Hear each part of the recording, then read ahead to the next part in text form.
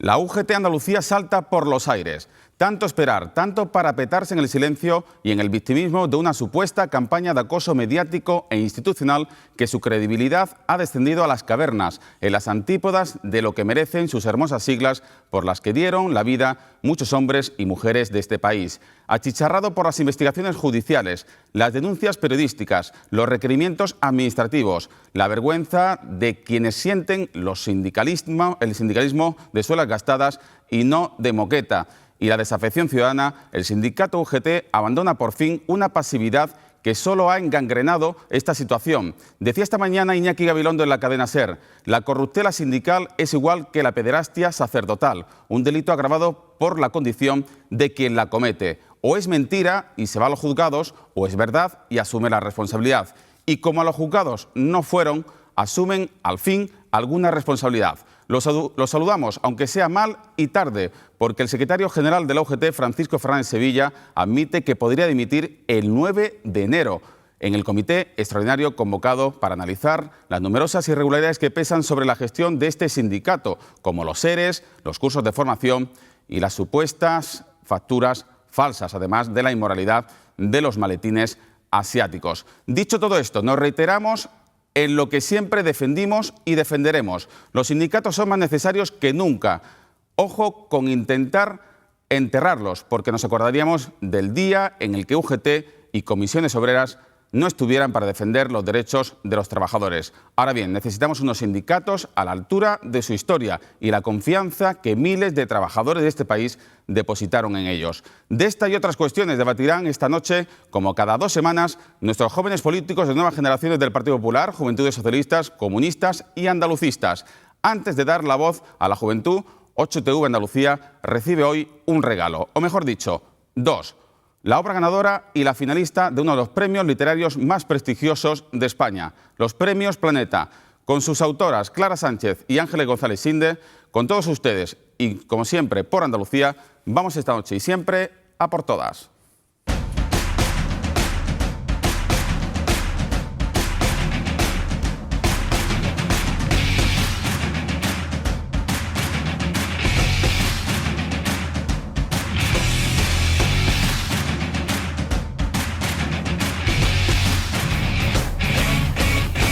Andalucía, buenas noches. UGT fecha la salida de su secretario general de Andalucía, Francisco Fernández Sevilla, el 9 de enero en un comité extraordinario. Una convocatoria que habría forzado el líder nacional del sindicato, Cándido Méndez, quien ha tratado este asunto en el comité confederal que UGT celebra esta tarde y mañana en Madrid. A todo esto, la Junta de Andalucía respeta el proceso interno que emprende el sindicato para dar respuesta a lo que le exige la sociedad. Para el PP, sin embargo, la Junta debe acudir de inmediato a los tribunales para no ser cómplice de lo que consideran un escándalo, máxime después de comprobar, según denuncian, que la intervención general del Gobierno andaluz puso reparos a la mayoría de las ayudas concedidas a los sindicatos. En el ojo del huracán también la Confederación de Empresarios de Andalucía, que sigue guardando silencio sobre la promoción de 583 viviendas de protección oficial que no ha entregado aún a sus compradores, a los que cobró 17.000 euros de media de entrada. Recordemos que el Gobierno andaluz le reclama la devolución de la subvención de 1.700.000 euros si no concluye la VPO, que la Fiscalía investiga una denuncia del Banco Malo, del Sareb, por un desfase de 12 millones y que un juzgado ha admitido a trámite una denuncia por estafa de 7 empresas. Por lo demás, es completamente injusto que el Gobierno central exija nuevos recortes a Andalucía cuando el Estado ha consumido hasta septiembre el 94% de su déficit y Andalucía solo el 63%. Es la crítica que ha lanzado esta mañana la presidenta de la Junta, Susana Díaz, al Grupo Parlamentario Socialista, al que ha garantizado que no asumirán nuevos ajustes porque Andalucía tiene un 1% de déficit hasta septiembre, esto es la media nacional, cuando tiene más margen que el resto, recordamos, el 1,58% a finales de año. Pues en este contexto, la Junta anuncia la convocatoria de oposiciones en enseñanza secundaria para 220 profesores, una cifra que el consejero de Educación, Luciano Alonso, considera completamente insuficiente, pero que se ajusta estrictamente a la tasa de reposición impuesta por el Ministerio de Educación. Y concluimos el sumario con una noticia que nos produce una desazón tremenda. Es inexplicable es que un hombre, y especialmente una mujer, escriba el libro Cásate y sé sumisa, y más inexplicable es que lo publique el Arzobispado de Granada. No sabemos cómo definir que hoy hayamos conocido que en estos momentos sea el tercer libro más vendido en España, en una demostración vergonzosa de la caspa que impregna todavía buena parte de la sociedad actual, que asume postulados como, y leo textualmente de las páginas del libro, nada de discutir. Si algo que él hace no te parece bien, con quien tienes que vértelas es con Dios. Dios te ha puesto al lado de tu marido, ese santo que te soporta a pesar de todo. ¿Tengo que darle la razón aunque no la tenga? Yo diría que sí. En caso de duda, sin embargo, obedece, sométete con confianza. En fin, ¿quién puede comprar algo así? Luego ocurre lo que ocurre. Mujer número 46 asesinada en España. Este mediodía, en lo que llamamos de año, lo dicho, 46 víctimas. Ha ocurrido en Valencia. Algunos de estos asuntos, lo dicho, en el debate de los jóvenes políticos del Partido Popular, de Nuevas Generaciones, de Juventudes Socialistas, de Juventudes Comunistas y de Juventudes Andalucistas. Pero eso será a partir de las 10:30. Hasta entonces tenemos la oportunidad de ofrecerles la presencia de dos mujeres, dos escritoras que han sido galardonadas con el Premio Planeta, finalista del Premio Planeta. Vamos a saludar a Clara Sánchez. Muy buenas noches. Buenas noches. Y muchísimas gracias por acompañarnos en el plató de A por Todas, aquí en Ocho Andalucía. ¿Qué tal la firma de libros? Muy bien, ha estado magnífica. Hemos estado en el Corte Inglés firmando esta tarde y muy bien, encantadas con estar aquí en Sevilla y compartir con todos vosotros nuestras experiencias. No sabemos libros. si la promoción del libro también le gusta a Ángeles González Sinde. Buenas noches. Desde luego, buenas noches. Es una oportunidad, la verdad, única, no solo de dar a conocer las historias que hemos escrito en fin, a los lectores de toda España, ¿no? Porque vamos haciendo una tournée muy intensa con muchos encuentros de prensa y visitas a librerías y demás, sino también de tener estas conversaciones bueno, con los periodistas que son los primeros lectores de las novelas y que nos devuelven opiniones muy interesantes. Pues El cielo ha vuelto, El buen hijo, los dos libros, el ganador del Premio Planeta y el finalista, los dos que tenemos aquí encima de la mesa, sus autoras nos acompañan. Y me van a permitir un pequeño atraco periodístico, televisivo, porque teniendo la oportunidad de tener a dos mujeres escritoras aquí, aunque no quiero contribuir a la publicidad que está teniendo el libro Cásate y sé sumisa, sí me gustaría una pequeña reflexión sobre cómo la ideología puede llegar a vender tantos libros, ¿no? O cómo interpretáis que sea el tercer libro más vendido, un libro que habla de la dominación, de la desigualdad entre el hombre y la mujer. Claro, yo es que no me lo explico, no conocía esa cifra. La hemos conocido hace un par de horas. No sospechaba que podía ser el tercer libro. Yo pensaba que era como una anécdota retestinada, ¿no?, del pasado, que había surgido por ahí, por uno de esos agujeros por donde todavía se desliza algo de lo que fue la España de antaño. Pero vamos, que sea el tercer libro más vendido, como no se lea como un libro humorístico, no lo puedo entender y además está muy relacionado con esto que acabas, esta noticia desgraciada que acabas de dar, ¿no?, de otra mujer más muerta, ¿no?, a manos de su pareja. Es una cosa tremendamente increíble que nos tendría que hacer reflexionar a todos y preguntarnos, ¿no?, qué es lo que está ocurriendo y cuál es el papel de la Iglesia, porque parece que hay una Iglesia que ni siquiera está a la altura del Papa actual. Ángeles González Sinde, supongo que igualmente alarmada, sorprendida, ¿no? Desde luego, es una noticia que te deja perpleja y atónita, que se publiquen ese tipo de libros con esos títulos que parecen irónicos, ¿no? Parece que fuera un libro de humor y que tengan una acogida, que como no sea por, como señalaba Clara, por algo caricaturesco, es extraño que pueda, porque la sociedad ha evolucionado mucho más de lo que ha evolucionado la Iglesia Católica y es extraño que tenga esa acogida, a menos que sea una lectura indispensable para todos aquellos que quieran contraer matrimonio por el rito católico y sea un requisito, y de ahí esa cifra, si no, no se entiende. Bueno, pues vamos a dejar de hacerle publicidad a quien no la merece, vamos a hablar de sus libros, por eso están ustedes con nosotros acompañándonos esta noche aquí para toda Andalucía, para sus 501.000 telespectadores que nos siguen según el último estudio general de medio. Mañana conoceremos las nuevas cifras y también se las comunicaremos. Bueno, Clara Sánchez, que es filóloga, es colaboradora del País, de Televisión Española, ha vendido usted 1 millón de copias de todas sus novelas, que están traducidas a 20 países, y obtiene, además del Premio Planeta, también tenemos otros galardones como el Alfaguara, el Nadal. Antes que nada, quería preguntarle qué aporta un premio a un escritor. ¿Le aporta independencia? ¿Le aporta autoestima? ¿Le aporta seguridad? Todo eso y un poco más, porque depende también cuándo te vengan los premios, ¿no? En qué etapa de la carrera del escritor.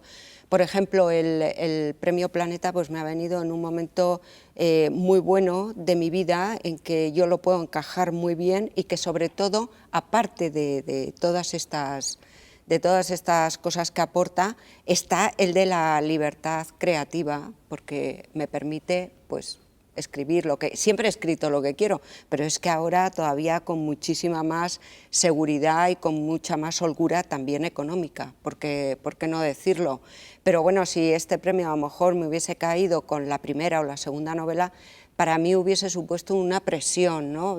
Pensar inmediatamente qué es lo que se quería de mí, qué voy a hacer.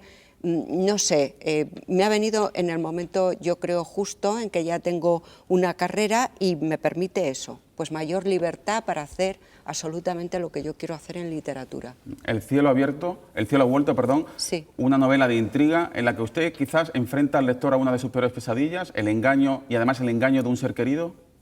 Pues sí, es así. Es una novela que se podría decir que es un thriller, aunque eso resulte casi no literario, pero es verdad, es un thriller literario, emocional y psicológico, en que una chica, Patricia, de 26 años, pues por algo que le dice una persona en un vuelo, ella en un vuelo se encuentra con una compañera de asiento que le advierte de que hay alguien en la vida de Patricia que desea que Patricia muera.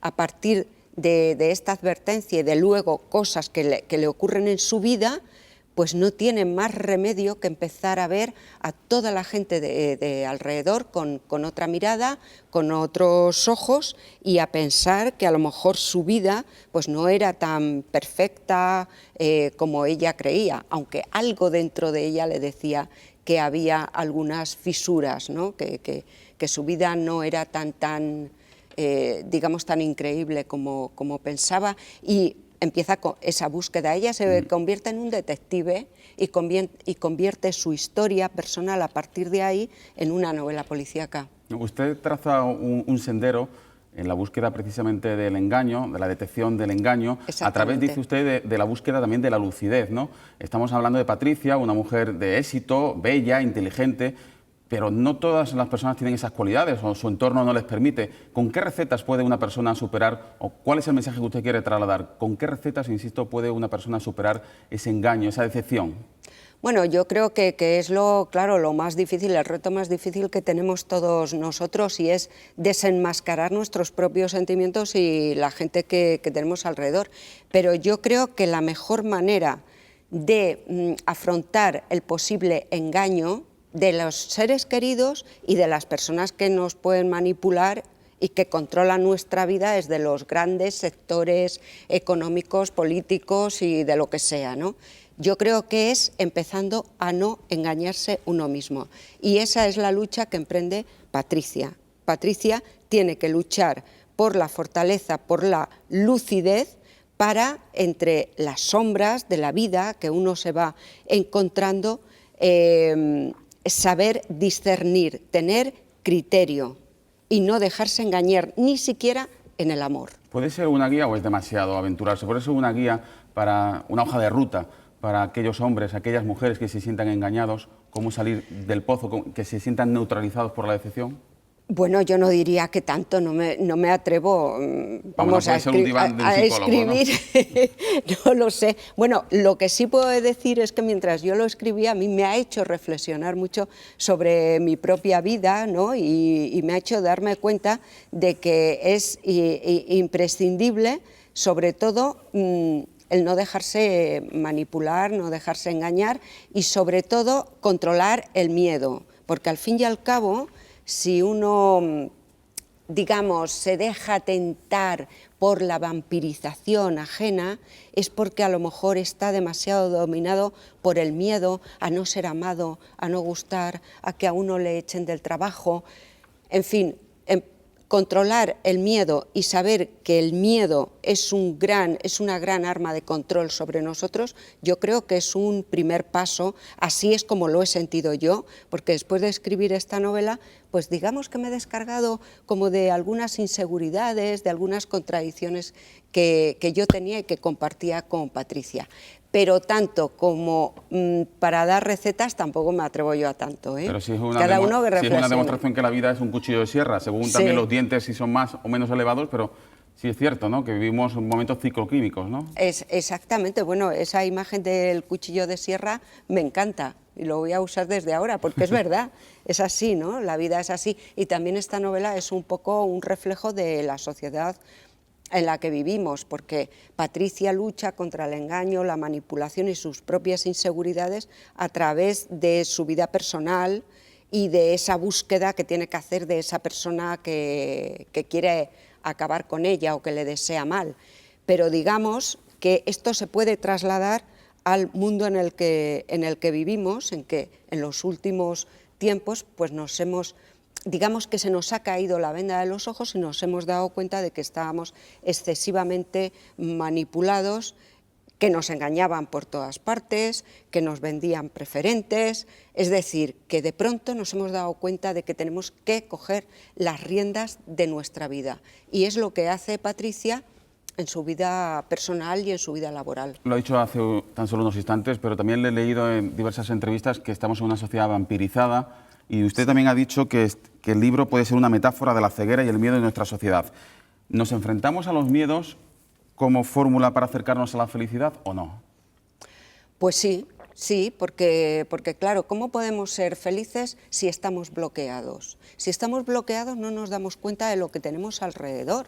Por lo menos a mí me ocurre eso, cuando tengo ansiedad, estoy tensa y siento el peligro, tengo miedo, no disfruto de lo que tengo alrededor porque es que no puedo verlo, no estoy en condiciones de verlo.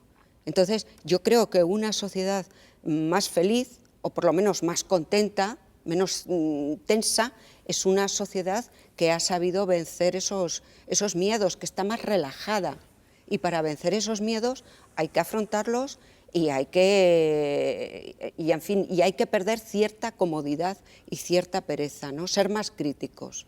¿Se puede establecer un cierto paralelismo entre la figura de Patricia y la figura de Vicente en El buen hijo, Ángeles González Sinde? Yo creo que son personas no solo que pertenecen a mundos casi antitéticos, ¿no?, completamente opuestos. Ella vive en el mundo de la moda, es una persona que en fin, que dispone de otros recursos vitales y económicos y sociales.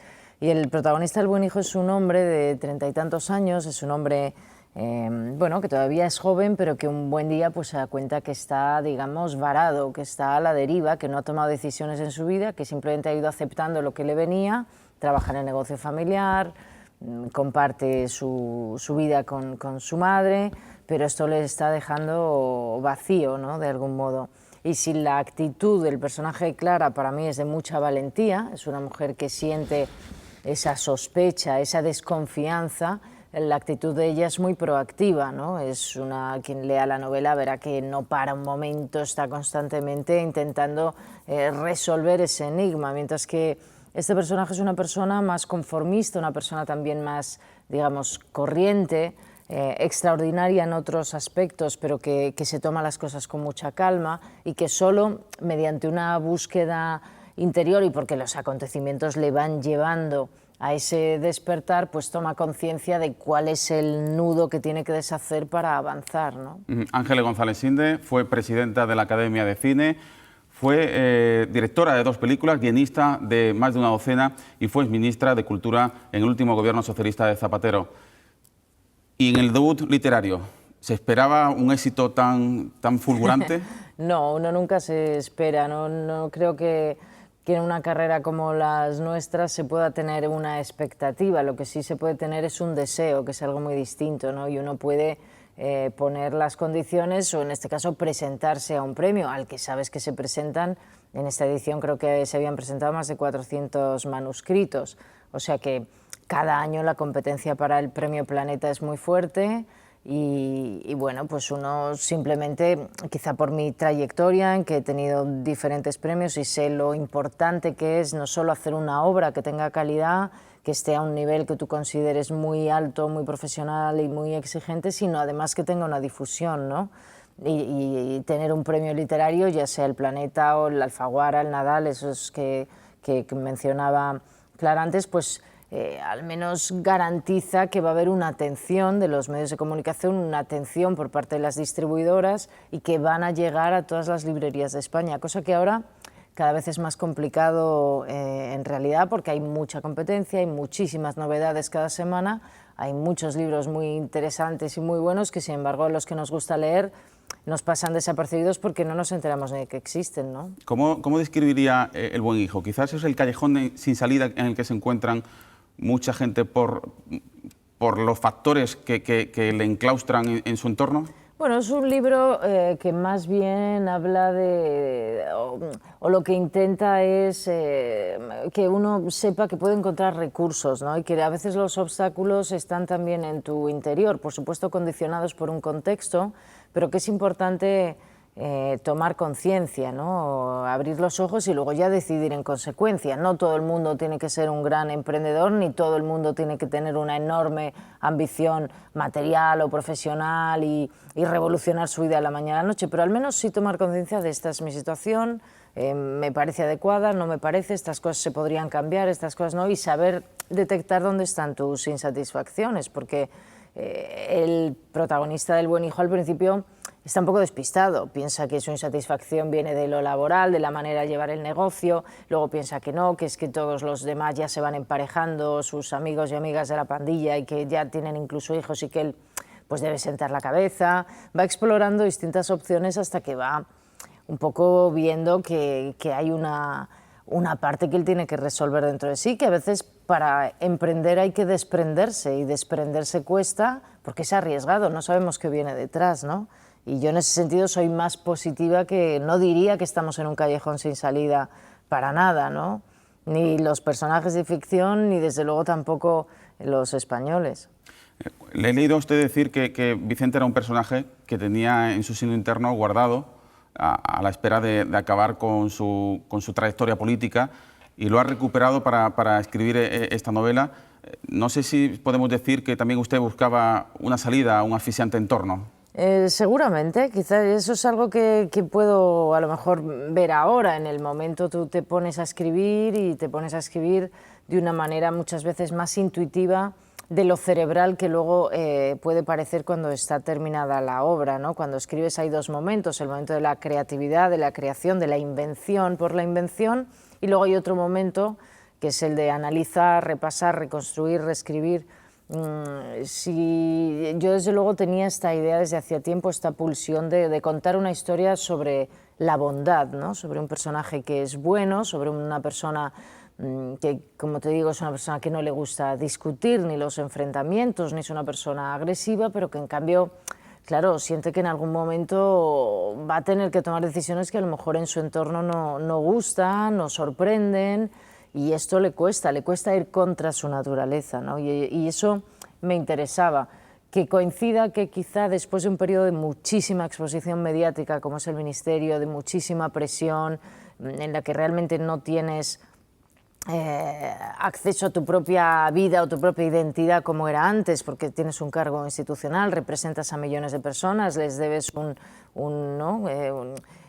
respeto y hay que expresarse con mucho cuidado, pues necesitaba una expresión quizá que solo me podía dar la literatura, ¿no? Porque en el cine un guionista escribe para que luego un director dirija, unos actores lo interpreten, hay como una mediación entre el espectador y el escritor primigenio, y en este caso es, digamos, una conversación de tú a tú la que tengo con el lector, ¿no? Corríjame si me equivoco, pero desprendo de sus palabras que no echa de menos la política, ¿no? Que le satisface plenamente lo que está haciendo en este momento, ¿no? Es una experiencia, estar en política creo que es muy sana, muy democrática, que personas que venimos de sectores de la sociedad civil pues accedamos a cargos públicos y durante un tiempo desempeñemos estas tareas, y es algo que el presidente Zapatero hacía en sus gabinetes. Había diferentes personas, en algunos casos que asumieron carteras de importancia y que luego han vuelto a sus profesiones, ¿no? Como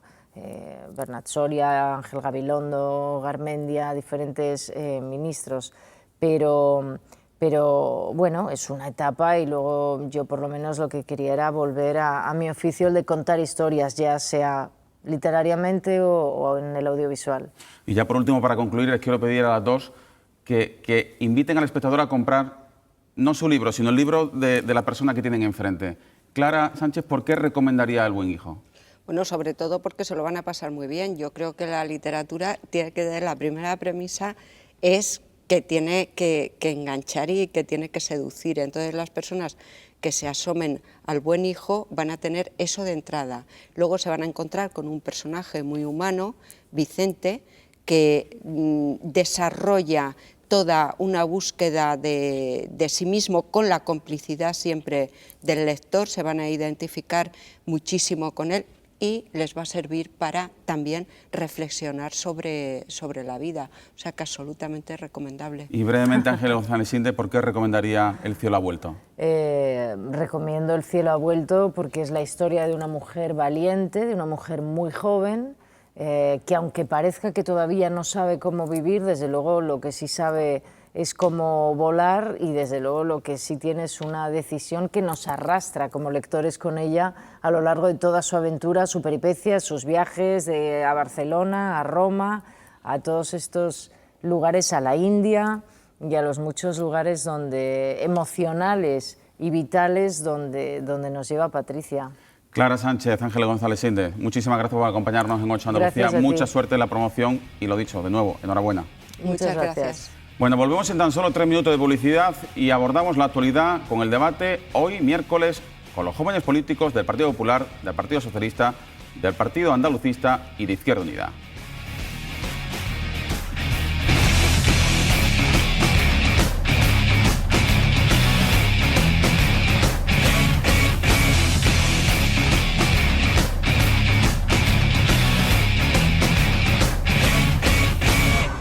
A partir de las 10:30 en A por Todas, hoy miércoles, debate con las jóvenes generaciones de los partidos políticos. Las nuevas generaciones del Partido Popular, Juventudes Socialistas, Juventudes Comunistas y Juventudes Andalucistas. Saludamos ya a nuestros invitados que repiten por tercera ocasión y se van a hacer ya unos expertos televisivos. Luis Paniagua, buenas noches. Buenas noches. Presidente de Nueva Generación del Partido Popular, bienvenido. Buenas noches. José Carlos Durán, buenas noches. Buenas noches. ¿Qué tal el Congreso? ¿Cansado? Muy bien, recuperándonos del Congreso. Habéis metido en la Muy ejecutiva a una de Nuevas Generaciones, en Cultura creo, ¿no? bien. De Juventudes. De Juventudes Socialistas. Sí, de áreas creativas y de cultura, nuestra Secretaría de Organización. Así que sumamente más contento todavía. Luego hablaremos de la participación de los jóvenes en las direcciones y el papel que le dan los partidos políticos a sus juventudes, a sus nuevas generaciones. Carlos Esteban, de Juventud Comunista, buenas tardes. Buenas noches. Hola, buenas noches. ¿Qué tal? Todo bien. Bueno, hace 2 semanas tuvisteis el Congreso, ¿no?, del Partido Comunista. Tuvimos el Congreso en Madrid, sí. Me tienes que contar una anécdota. Si es cierto que Cayo Lara dijo, ¿queréis gobernar España o no? Claro, y hubo un sonoro sí, Un por sonoro parte sí, del público. que no se ha hecho público, luego nos hemos tenido que enterar los periodistas por fuera. Bueno, David Sánchez, buenas noches. Buenas noches. ¿Qué tal? Pues muy bien, muy agradecido por tenernos de nuevo aquí. Bueno, pues es un placer, el placer es nuestro y se trata de que trasladéis a la sociedad cuáles son vuestros mensajes, que evidentemente tienen una correlación con los partidos a los que pertenecéis, pero como siempre he dicho, pues con la impronta de la juventud, de la improvisación, de la experiencia que tenéis diaria en la sociedad en la que vivís. Bueno, vamos a empezar con la noticia de actualidad que os habíamos avisado de antemano, pero que hoy ha adquirido mayor relieve si cabe, porque el sindicato UGT Andalucía por fin, insistimos, por fin reacciona, abandona el silencio, abandona la pasividad en la que se había parapetado y anuncia que el 9 de enero, muy tarde, pero bueno, el 9 de enero habrá un comité extraordinario de UGT en el que podría presentar su dimisión Francisco Fernández Sevilla, secretario general de la UGT Andalucía, un sindicato muy cuestionado en estos momentos por varias irregularidades que pesan, supuestas irregularidades que pesan sobre su gestión, como el escándalo de los ERES, las supuestas facturas falsas, la inmoralidad de los maletines asiáticos y otras cuestiones, como por ejemplo los cursos de formación. Empezamos con Luis Paniagua. Sindicalismo, ¿es necesario en este país? ¿No es necesario? ¿Hace falta renovarse? Pero antes que abordar esos asuntos más filosóficos, ¿cuál es tu análisis de lo que está ocurriendo en el sindicato UGT en estos momentos? Lo primero, Fernando, obviamente los sindicatos son fundamentales en un sistema democrático y en la sociedad que vivimos por la labor que realizan.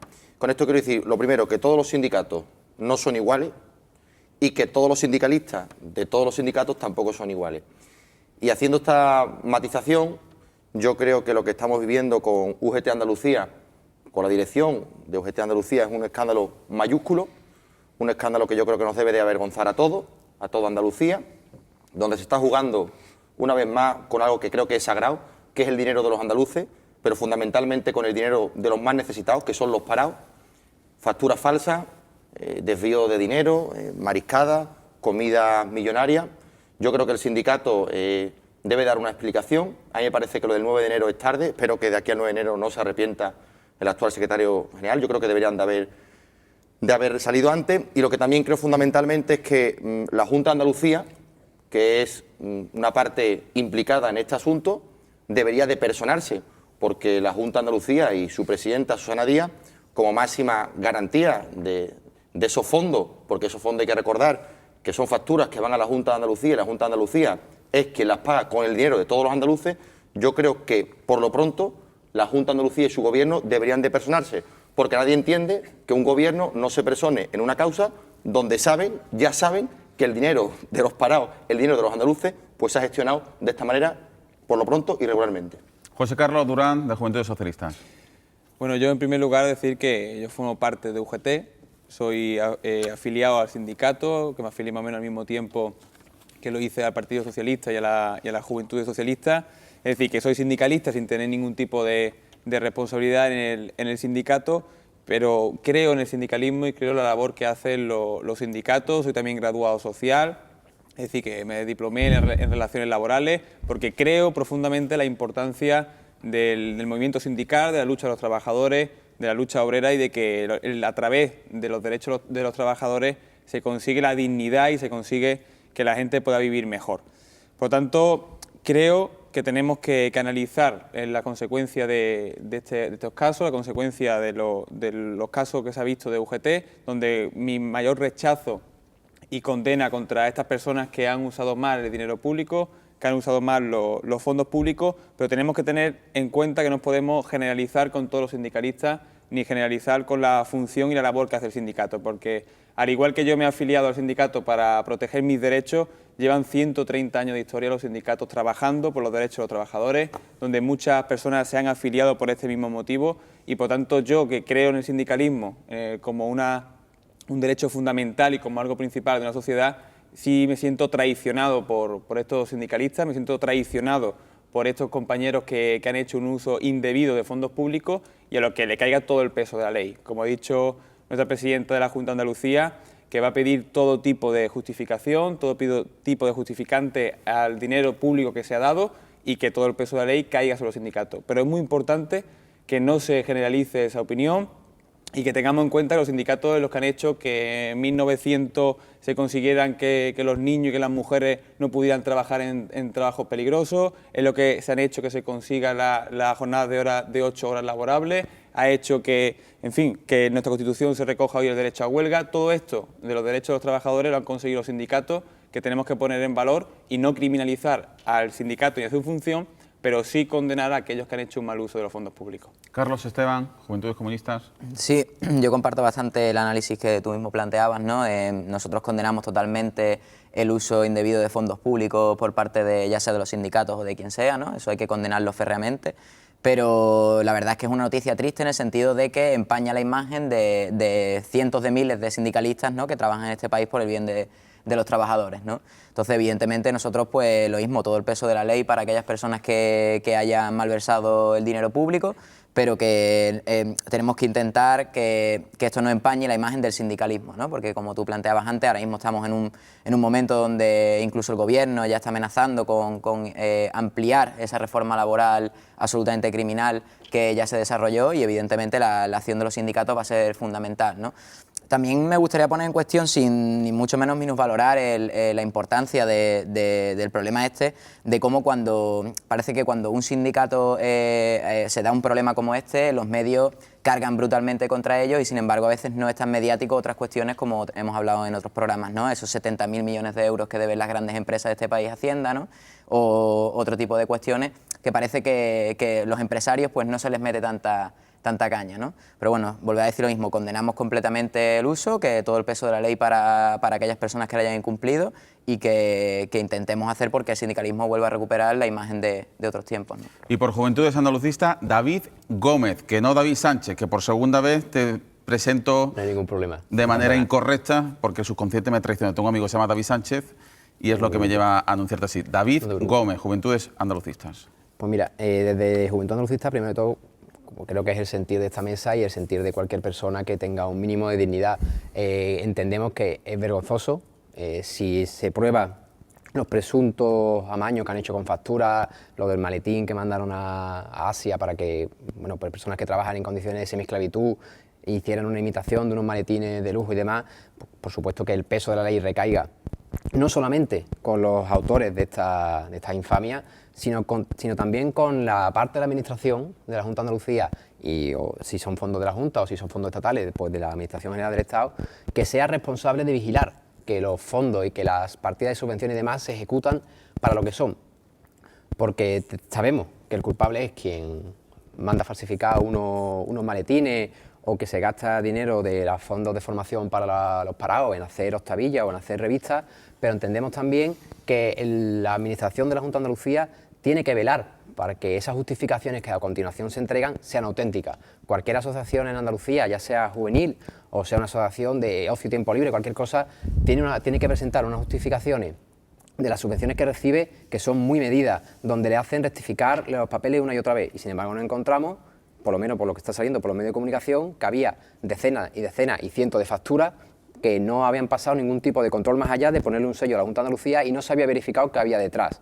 Después hemos encontrado facturas, es decir, ante todo esto, aparte de la culpa de los sindicalistas o de los trabajadores de esos sindicatos que habían cometido estos desmanes, la Administración tiene una culpa, creo que jurídicamente se llamará una culpa invigilando y demás, porque es una barbaridad. Yo soy también graduado asociado, como el secretario general de Juventud Socialista, y ante este tipo de cosas uno lo primero que se plantea es en qué momento se perdió la dignidad en los sindicatos de clase, porque como tú comentabas al principio, la importancia de los sindicatos en este momento, sobre todo en este momento en el que se están recortando, cada día se intenta recortar más derechos laborales, en el que cada vez se pone más en cuestión todo lo conseguido en el último siglo, pues estas acciones de este sindicato, tanto de UGT, también de Comisiones Obreras, que ha salido otras cosas, intentan implicar también, pues hace un flaco favor a la lucha de los trabajadores y de la clase trabajadora por la mejora de sus condiciones. Y no olvidar que no son solamente UGT y Comisiones los sindicatos que hay. Hay muchísimas más centrales sindicales de pequeño y mediano tamaño que se están partiendo el cobre día a día en nuestras fábricas y nuestros centros de producción, que cuando ven estas cosas sufren en sus carnes una baja de afiliación y un escarnio que no se merecen por una serie de golfos que son los que se están llevando el dinero de toda la clase trabajadora. Después del primer turno de intervención, ahora se abre el debate en el turno que creáis oportuno. Sí, yo lo que quería decir es una reflexión por lo que decía antes. Yo por eso hablo de los dirigentes de los sindicatos, porque obviamente excluimos a los trabajadores que obviamente son la inmensa mayoría de buena fe, se afilian a un sindicato con la intención de trabajar por la sociedad, y al final las conquistas es verdad que son los sindicatos, pero yo creo que también es toda la sociedad la que ha conseguido siempre poco a poco esos avances. Pero además yo escuchaba esta mañana al portavoz de Izquierda Unida en el Parlamento, que también parecía que decía que iba a pedir que la Junta se personara. Y yo lo que creo, que también se lo digo a José Carlos, al representante del Partido Socialista, ¿no?, que yo lo que no sea que espera la Junta de Andalucía para personarse. Yo me gustaría que hoy nos preguntáramos eso. ¿Por qué tiene la Junta de Andalucía miedo a personarse en esta causa? Porque que han fallado los controles está claro. Lo ha explicado muy bien David. Que han fallado los controles está claro. Que ahora están apareciendo facturas, que pueden aparecer más. Los controles han fallado. Podríamos buscar cómo es. Yo me lo supongo, pero bueno, ahí está. Pero lo que está claro es que si esos controles han fallado, la parte que debe defender a Andalucía, a la población, a los ciudadanos, a los parados, que es la propia Junta, yo no entiendo cómo no se persona. ¿A qué está esperando? Esta mañana el portavoz de Izquierda Unida parecía que decía que a ver si la Junta, yo no sé si también en este pacto de socialistas y comunistas, el Partido Comunista de una vez por todas puede también exigirle desde ese cogobierno que tiene a la Junta de Andalucía y su presidenta, oye, vamos a personarnos, vamos a enterarnos qué ha pasado y vamos a defender el dinero de los parados andaluces, pero desde la justicia. Y que no todos los días vamos a recuperar el dinero, cuando recuperemos el dinero, porque es que hablamos de recuperar el dinero desde que estalló el escándalo de los ERE. Bueno, hoy el portavoz parlamentario del Partido Popular, Carlos Rojas, ha hecho una denuncia muy sustanciosa, señalando que ellos han detectado que muchas ayudas concedidas por la Junta de Andalucía a los sindicatos tenían reparos de la intervención general de la Junta de Andalucía. Bueno, no ha aportado pruebas. Tenemos que verlo, pero evidentemente la denuncia queda ahí. Veremos a ver cuál es la respuesta del Gobierno andaluz. En cualquier caso, está clara la posición del Partido Popular. La Junta debe personarse de inmediato. Obviamente. ¿Cuál es vuestra posición al respecto? Hombre, yo creo que la Junta está analizando los datos de este caso, está analizando con rigurosidad todos los casos que se están viendo del sindicato, y que la Junta pues, hará lo que tendrá que hacer y llegará hasta el final de este tema, y llegará hasta el final para buscar responsabilidades y para buscar que se devuelva el dinero, y ya lo ha dicho la presidenta de la Junta de Andalucía, que el sindicato tiene que devolver el dinero y que se van a aumentar los controles para que esto no vuelva a pasar. Esto es cierto que es una subvención legal aprobada y que ya el sindicato ha hecho, los sindicalistas determinados han hecho un uso ilícito de esta subvención. Y que aquí la Junta, como ha dicho la presidenta Susana Díaz, va a llegar hasta el final y que no quepa menor duda de que va a llegar hasta el final. También me gusta, si antes ha quitado un poco de hierro, ha quitado un poco de valor a lo que se ha hecho los sindicatos, y claro, ahora aquí dice que pones en valor a los trabajadores que están afiliados, pero la derecha lleva toda la vida desprestigiando a los sindicatos. La derecha lleva toda la vida, los medios de comunicación de la derecha está desprestigiando constantemente a los sindicatos, y los sindicatos es una parte importante que tenemos que poner en valor, y gracias a los sindicatos hemos conseguido muchos avances, y gracias a los sindicatos se han conquistado muchos derechos para la ciudadanía.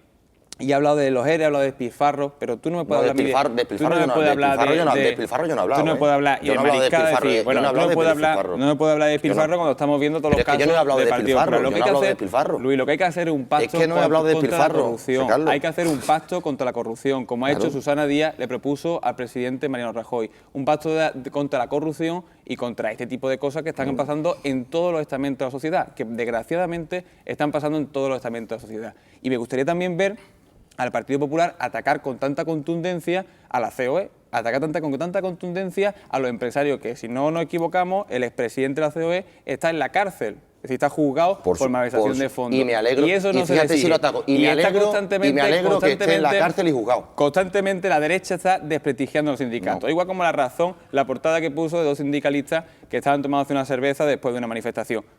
No olvidemos que los sindicalistas son personas, los trabajadores son personas, que no solo los ricos pueden tomarse cerveza en las terrazas de los bares. Y ese es vuestro constante desprestigio a los sindicatos y desprestigio... El mayor desprestigio que hay a los sindicatos es que la gente conozca, a los trabajadores conozcan que con el dinero de los parados... Te comes tu espacio y te comes de los demás. Se haya gastado maletines, facturas, mariscos... Claro, ¿no? Como, pero nadie desprestigia a nadie, estamos analizando un tema, bueno, Carlos, ni hablo de despilfarro, ni eso no... A ver, Luis, te comes tu espacio y te comes de los demás. Yo creo que tienes que respetar un poco la democracia y respetar mientras los demás estamos hablando. Estáis viendo, bueno, explicad vosotros todos los casos que tenéis, es decir, el jaguar de la ministra Namato, en la fiesta de cumpleaños, en Tomares ¿qué ha pasado? Habla de mariscada, en Tomares ¿qué ha pasado? Todo eso también tenéis que explicarlo vosotros. Yo la corrupción la condeno, mira, con un pacto, entre los partidos. La condeno y no toda. tenéis voluntad. José Carlos, has hecho unas alusiones directas que yo creo que merece José Carlos, la corrupción la condeno toda.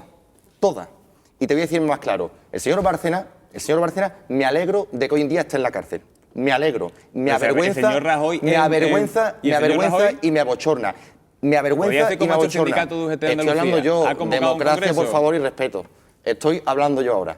Me abochorna la corrupción, Y el tema que estamos tratando aquí hoy en día se llama Junta de Andalucía. Sindicato al que una parte hay un posible caso de corrupción y los ERE. Y a mí me gustaría que la misma contundencia que tengo yo con esas conductas, con la COE, con el presidente que está en la cárcel, la tuvieras tú y que no vengas aquí hoy a defender una cosa que creo que es indefendible. Es verdad que es complicado y te toca defenderla, yo lo entiendo. Pero en ningún momento no hace falta que tú me digas a mí, yo mi corrupción la condeno toda. Vamos a reconducir el debate. Quiero escuchar a Carlos Esteban y a David Gómez. Sí. Bueno, empieza tú. Me gusta intervenir porque ha hecho mención a que ahora el PSOE, pues la presidenta de la Junta de Andalucía, mejor dicho, le ofrece un pacto al Partido Popular de Andalucía en contra de la corrupción. Rajoy. Rajoy, perfecto. Le ofrece un pacto en contra de la corrupción y demás. ¿va a tener la misma trayectoria que los pactos por Andalucía que propuso en la anterior en esta legislatura el anterior presidente Griñán al resto de fuerzas políticas, a la sociedad, a las asociaciones y demás, que duró exactamente hasta que dijo ya no me voy a ir, vamos a elegir una nueva presidenta a través de unas primarias y esta historia, y yo me voy, y se acabó el Pacto por Andalucía? El Pacto de Andalucía, entre otras cosas, hablaba de transparencia, hablaba de lucha contra la corrupción, hablaba de un compromiso ético y moral de todas las fuerzas políticas y de todas las fuerzas sociales, entre ellos los sindicatos. Es decir, los pactos, cada vez que alguien desde la Junta de Andalucía propone un pacto para algo, pues la sociedad lo que se pregunta es, ¿pero es un pacto de a 6 meses, a 9 meses, o es un pacto de verdad que va a seguir hacia adelante? Y después, a mí me parece una cosa que comentaba antes muy cierta. Está saliendo mediáticamente mucho todo el tema de la corrupción a través de los sindicatos, que, repito, es vergonzoso y bochornoso, y a cualquier persona que sea o haya sido trabajadora y que milite en cualquier sindicato o que no milite en cualquier sindicato, la vergüenza. Pero hoy mismo, entre ayer y hoy, la Fiscalía ha abierto una investigación por 1,5 millones de euros de subvenciones, y la Junta de Andalucía ahora se ha dado cuenta de repente que la CEA pues, tenía no sé cuántas viviendas en Sevilla sin construir. Y se ha dado cuenta ahora cuando se ha ido un montón de esas personas propietarias de esas viviendas y han dicho, mire usted, que es que a nosotros hemos pagado por unas viviendas que iba a construir la CEA a través de una fundación y no están. Y sobre todo, yo quiero recargar una cosa. Es muy curioso que toda esta ofensiva en contra, no ya solo de los corruptos dentro de los sindicatos, sino contra lo que es el sindicalismo de clase y la defensa de los derechos de los trabajadores, viene envuelta en una ola del neoliberalismo que nos está atenazando, y viene en vanguardia de todos estos periódicos financiados brutalmente, según nos dicen los mismos datos del Congreso de los Diputados, por el actual gobierno, periódicos que no tienen prácticamente lectores, como tenemos La Gaceta o tenemos... Bueno, vamos a dejar de matar al mensajero, ¿eh? No, venga. Quiero decir, es muy curioso... Que ha habido ya 2 alusiones a los medios de comunicación. Perdona que te toque la parte corporativa, pero no, lo que quiero decir sobre todo... No hablo de corporativismo, pero ¿sabes? Estamos centrándonos en el sindicato. Sí, pero ¿vale? a lo que quiero decir es que es muy curioso que esta ofensiva contra unas conductas vergonzosas por otra parte y que tienen que ser perseguidas por la justicia, vienen cuando Europa y cuando la Troika exigen más recortes laborales. Y sin embargo, cuando en la CEA está claro que algo pasa, cuando la Junta de Andalucía tiene que decir, oiga, la subvención de 1,5 millones de euros que había para la vivienda, ¿dónde está? Cuando el presidente de la COE está preso, tiene toda la pinta de haberse lo llevado muy calentito, y hoy decir que no sabía que tenía que pagar 90 millones de euros por haber comprado una aerolínea, le tenía que pagar 90 millones de euros de IVA. Es decir, cuando nos encontramos todas estas cosas, pues ¿por está qué? En la cárcel, ¿no? Nos alegramos que esté en la cárcel, ¿no? Sí, Todo. sí, Claro. está claro. Nadie... Pero es que no podemos... Pero es que el debate hoy no es... Es que el debate hoy no es... Luis, mi opinión, el debate hoy no es... Luis, que déjame... una persona que yo está en la no te he cárcel... interrumpido, Luis. Yo no te he interrumpido, ¿vale? A lo que quiero decir es que... También una cosa, vamos a ver, Vamos a ver. Estamos en un debate, hay que respetar los turnos de intervención, sobre todo los primeros y los últimos, porque no hay posibilidad de poder replicar, pero durante el debate sí puede haber breves interrupciones, porque si no las ideas se van sucediendo y luego nos acordamos de lo que hemos dicho. Perfecto. ¿Vale? De acuerdo. Sobre todo, que mucho cuidado con caer en el discurso fácil de que los sindicatos se lo están llevando calentito y que hay que eliminar los sindicatos, que es un discurso que a través de ciertos sectores del Partido Popular, No, eso es falso. por ejemplo, la expresidenta de la Comunidad de Madrid, hace muy pocos días habló de eso y dijo que el futuro que querían los sindicatos, tanto para el conjunto del Estado español como para Andalucía, era la Venezuela de Maduro o la Cuba de los Castro y demás, y que por eso los sindicatos se tenían que autofinanciar y que no tenía que haber, etcétera, etcétera, etcétera. Y cuidado con aceptar ese tipo de discurso, porque ese discurso lo que busca es la destrucción de los derechos sociales y el retroceso en los derechos que los trabajadores y las trabajadoras de este país tienen. 2 precisiones antes de darle la palabra a Carlos Esteban, porque se han hablado aquí muchas cosas y yo creo que debemos puntualizar todos los datos para que el telespectador que nos esté viendo no se lleve a engaño. Sobre los sindicatos, no hay que ser muy listo para darse cuenta que hay una campaña, evidentemente, de acoso a los sindicatos, pero tampoco hay que ser muy listo para darse cuenta que hay un tufo que huele mal dentro de las operaciones o dentro de algunas actuaciones que están teniendo los sindicatos. Y es ahí donde queremos centrarnos, no en la labor mediática, que evidentemente unos medios y otros, pues evidentemente tendrán su ideología y tendrán su manera de actuar, pero todos los medios de comunicación, y cuando digo todos, son todos, han contado estas supuestas irregularidades de UGT, que es en donde quiero que nos centremos. Y ya que se ha sacado la CEA, pues hay que contar, pues efectivamente, que estamos ante una promoción de 583 viviendas en Sevilla Este, llamada Isbilia, que son 583 viviendas que no se han construido por una promoción, por una fundación de la Confederación de Empresarios de Andalucía, y que tiene tres actuaciones que pesan sobre esta promoción. Por un lado, la Fiscalía de Sevilla no está investigando a la Junta por 1,5 millones. Es la Fiscalía de Sevilla está actuando contra por una denuncia de 7 empresas suministradoras de material, porque dice que no le han pagado medio millón de euros en materiales que entregaron a la CEA, por un presunto delito de estafa. Y luego el Sareb, que es el banco malo, ha denunciado ante la Fiscalía el posible desvío entre 12 y 14 millones de euros de un préstamo que dio la extinta Caja Madrid, actualmente Bankia, que evidentemente pues todos estos elementos o todos esos depósitos nocivos, tóxicos, han llegado al banco malo. Lo que la Junta de Andalucía ha hecho es dar, como siempre, a cualquier promoción de vivienda de protección oficial es una subvención. Y ya la Junta ha dicho que si no se construye esa vivienda, esa subvención tendrán que devolverla. Pero la Fiscalía no está investigando ese 1,5 millones dado por la Junta de Andalucía. Yo no he dicho, a lo mejor te confundí. Y si he dicho eso, me he explicado mal. Yo decía que la Junta de Andalucía estaba ahora detrás de esa subvención a ver exactamente en qué se había aplicado. Efectivamente. No, la Fiscalía no está investigando a la Junta, la está investigando en otras muchas Venga, cosas. pues matizado ese apunte que yo creo que era oportuno, Carlos Esteban. Sí, verá, a mí es que me resulta curioso que, bueno, nosotros estamos totalmente de acuerdo con lo que tú decías, ¿no? La Administración tiene que vigilar mucho más en qué se gasta el dinero público que da en subvenciones a lo que sea, ¿no? Pero me resulta curioso que el PP pida, digamos, esté echando de la culpa a la Junta y sin querer entrar demasiado en eso por este tema, cuando hemos visto hace poco a Esperanza Aguirre, expresidenta de la Comunidad de Madrid, explicando que todos los casos de corrupción que se habían dado en la Comunidad de Madrid, pues que ella no podía saberlo, puesto que era una administración muy grande y que, claro, ella no podía estar pendiente de todo eso, ¿no? Está claro. O sea, debe ser que la Junta de Andalucía es muy pequeña, ¿no? No, si el problema de la Junta, si yo no, ya doy por entendido o puedo incluso aceptar que los controles han fallado. Mi pregunta de hoy es que no puede entender nadie que nos esté viendo en la tele que cuando tú ves que hay un derecho tuyo lesionado como parte perjudicada, que es la Junta de Andalucía, tú no te persones. Porque si tú en tu casa entran a robarte, tú lo primero que haces es irte a la policía y poner una denuncia. Esa es la realidad. Bueno, vamos a hacer una cosa, Junta. que estamos fuera de tiempo. Nos vamos a ir a la publicidad y en el tercer bloque de A por Todas vamos a retomar el debate sobre los sindicatos y la palabra la tenía Carlos Esteban.